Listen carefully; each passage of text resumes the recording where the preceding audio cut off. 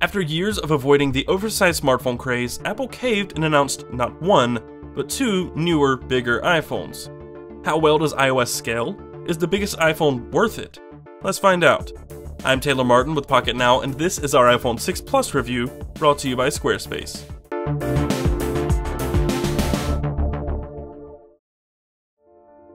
The biggest changes in the iPhone this year are in hardware, and that's a perfect place to begin.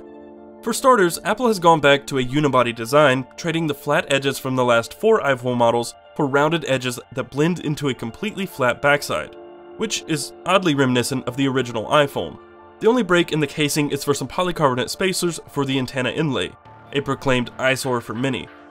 The iPhone 6 Plus, the larger of the two, is unapologetic about its size. It's taller and wider than most other smartphones with similar sized displays, like the Oppo Find 7a.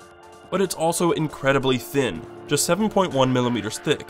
It's so thin Apple couldn't manage to fit the camera housing inside the phone, so it protrudes about a half a millimeter out of the back, which makes the phone rock when on a flat surface. The iPhone 6 Plus isn't exactly lightweight like previous iPhones either. It's a hefty 72 grams. That, paired with the slick rounded edges and the two-handed nature of the phone, make this an unusually dangerous combination. It feels like it might slip out of your hand at any given moment. For that very reason, we felt more confident carrying it in a case. That's not to say the phone isn't built well though. It's built with exceptional precision. That's evident from the way the glass just flows over the edge of the phone, and how the mute switch firmly snaps back and forth. And it feels substantial. However, both new iPhone models have faced some controversy over their alleged susceptibility to bending. User reports of bending iPhones have spread like a wildfire across the internet, but Apple maintains that the number of official claims of bent iPhone 6s are minimal, less than 10 as of last week. We'll put it this way, every phone is susceptible to some degree of bending under a certain force. However, aluminum phones in particular don't have the ability to bounce back quite as well as, say, plastic. Basic science will tell you that. Through normal usage, our unit shows no signs of any warping or bending of any sort. Internally, Apple has added and upgraded a few things, like the new A8 chip, which is a 1.4 GHz dual-core Cyclone CPU and PowerVR GX 6450 quad-core GPU. It also tweaked some of the storage options, confusingly leaving 16GB, dropping 32, and adding 128 for power users. It still has just 1GB of RAM and an 8MP camera, though the 6 Plus comes with optical image stabilization. And the battery is much larger this time, to offset the new display size, 11.1 Wh or 2915 mAh. Apple also introduced NFC for Apple Pay and Wi-Fi 802.11ac. The display, however, is the biggest upgrade of all. At 5.5 inches and 1080p resolution, the IPS LCD is in line with most other flagship displays. It bears an acceptable pixel density of 401 pixels per inch and comes with extra vibrant colors, high contrast, and a very wide brightness range. That said, it does err a little on the warm side. Still, it's a gorgeous display that is perfectly suited for all sorts of media consumption. It's what Apple did, or didn't do, to take advantage of that space that leaves us most perplexed. And that brings us to software. The iPhone 6 Plus ships with the brand new iOS 8. We've covered it in detail multiple times now over the course of several videos. Visually, not much has changed since last year's major UI overhaul. Control Center is a little cleaner and you may notice some minor differences here and there, but for all intents and purposes it looks the same. Most of the changes are behind the scenes, like extensibility, which allows third-party integration in various parts of the OS. When sharing a photo or a web page, there are more options than ever before included in the stock share menu. You can toggle specific surfaces off or on and rearrange them based on your needs. Third-party keyboards may be one of the most requested features of all. In the keyboard settings, you can select which keyboards are active and the order they appear. You can even disable the stock iOS keyboard. While gesture typing on an iPhone is nice, we found that the overall third-party keyboard experience is jerky at best. Third-party apps can also now display information in Notification Center's Today page.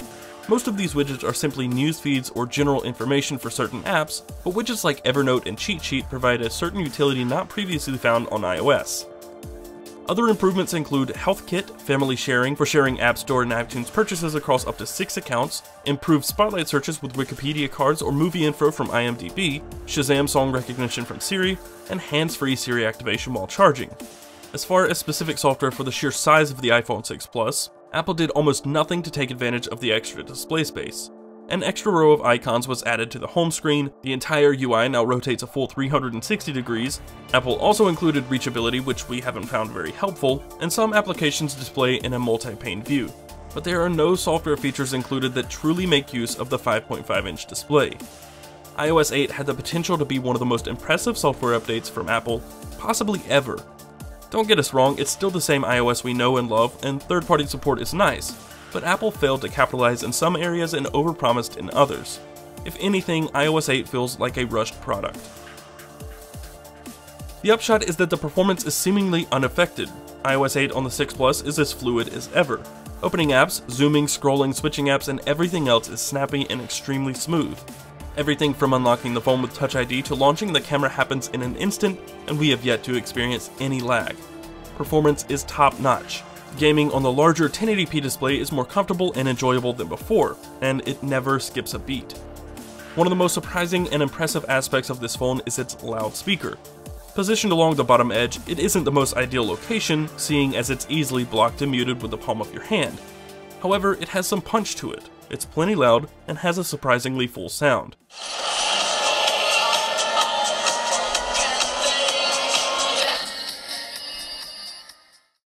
In that same vein, speakerphone quality was great. We had no trouble hearing callers even in very noisy environments. That said, regular call quality was more muddy than we would have expected. We'd call it mediocre at best. Data speeds, on the other hand, have been great on Verizon Wireless here in the Piedmont Triad of North Carolina. Also great is battery life. We were a little worried the extra display could affect the stamina if Apple didn't properly scale the battery inside. It did. We have no trouble whatsoever in lasting a full day on heavy usage. On days of lighter usage, we were able to last well into a second day of usage on a single charge. For more detail on battery life, be sure to check out the full review on the Pocketnow site. We're quite pleased with the camera as well. It's still 8 megapixels, but that's perfectly okay. Shots in full daylight manage to capture tons of detail, and the pictures are vibrant yet accurate. Contrast is great, and there's even a nice defocusing on close-up shots. At the very least, pictures are a little cool, but the new built-in photo editor works wonders on photos. With optical image stabilization, we figured low-light shots would be noticeably better. Not so, at least not initially. Low-light photos turned out just like before, muddy, muted, oil paintings. The 6 Plus seems to capture more light at the expense of detail, despite its hardware stabilization. However, slide your finger up just a hair to bump the exposure level, and your low-light shots might turn out even better. We did so to some success in several scenarios. Overall, the camera on the 6 Plus doesn't disappoint. It's a little upsetting that OIS doesn't dramatically improve night shots, but we've been very pleased with most pictures we've taken with the iPhone 6 Plus. And trust me, that's a lot of photos. In all, the iPhone 6 Plus is exactly what we imagined it would be. Nothing more than an oversized iPhone. And while Apple did little to take advantage of that extra space, it made up for it in other areas, like speaker quality, battery life, and even performance. If you're willing to take the plunge on a 5.5-inch phone, well, not for everyone, you might be surprised by how useful the extra screen actually is. The phone is perfect for anyone who watches tons of video, plays lots of games, excessively texts or IMs, and browses the web. This is a phone that provides extra screen for doing more, and for that, we'd say it delivers quite well. Once again, I'm Taylor Martin, this is Pocketnow, and this review was brought to you by Squarespace, the all-in-one platform that makes it fast and easy to create your own professional website, portfolio, and online store. For a free trial and 10% off, visit squarespace.com and enter the offer code POCKETNOW at checkout. A better web starts with your website. Folks, be sure to like this video and subscribe to the channel for more mobile videos in your subbox. Find us around the web on Twitter, Google+, Facebook, and Instagram at Pocketnow. I am Taylor Martin, Casper Tech on Twitter, and I will see you next time.